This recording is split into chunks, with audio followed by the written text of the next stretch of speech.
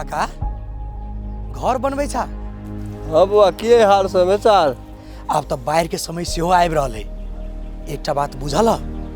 बाढ़ी के जोखिम भेल ठाम पर एक तो घर बनाभी के नहीं चाहिए। डुबान के जोखिम भेल ठाम पर घर बनौनाई से बढ़िया वैसे हटले घर बनाबी। अगर कहूँ घर बनाबू पड़े तो भैर डाँर घराड़ी के भैर का मात्रे घर बनाबी। अच्छा से बात छे। घर बनबे वाला ठाव देख कर भैर डाँर डीपीसी क घर बनाबी। बाढ़ जाए वाला ठाम पर या बाढ़ के जोखिम भेल ठाम पर अगर घर बनाबी तो ई बात सब पर ध्यान दऽ मात्र घर बनाबी, ओना घर नहीं बनाबी। बुझला काका? हेते बुआ ई सब कह के मात्रे घर बनेबी। ला हम चलै छियै।